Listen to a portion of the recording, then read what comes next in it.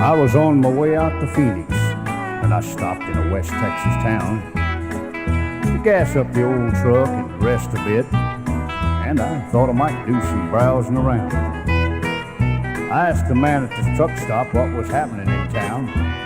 I like to kick up my feet. And he said, "Why, there's a band from the Grand Ole Opry that's playing right down the street." And the place was about 3 blocks away, and it looked like a used car lot. The music sounded prettier every step I took and got louder the closer I got. I paid my way in and pushed through the crowd to the bandstand way in the rear. And I was leaning on the rail by Hal Rugg and his steel guitar, with a grin from ear to ear. And my attention was drawn to a little old man, and his hair was as white as snow. In one hand he held an old fiddle, and in the other hand was a bow. Well, at first I thought he was there with the band, but I soon saw what it was about. Why, he was a hounding the boys to let him set in, and the club owners wanting to throw the old man out. Soon the band took a break, and the boys came down. The star, you all know him well. He made his way over to the little old man through the screaming crowd and the yells, and he said, "You know, I seem to recognize you, sir, but I don't quite recall your name." "Oh, yeah, I remember now.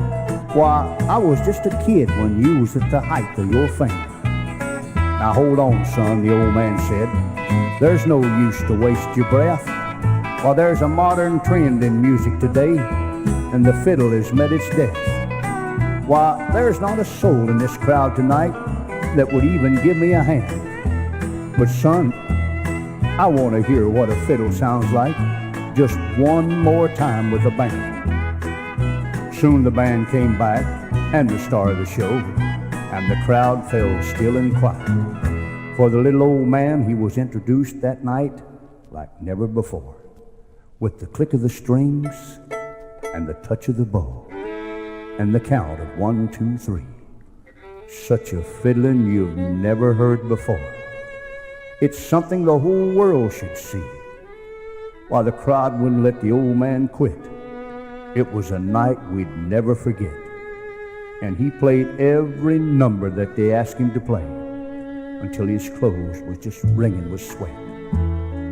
That night, I saw a genius at work, the touch of a true master's hand, for he had more talent in one little finger than the entire rest of the band. But I had to leave a few minutes before closing time to get a head start of the crowd. And I got my old truck back out on the highway, and inside I felt good and proud.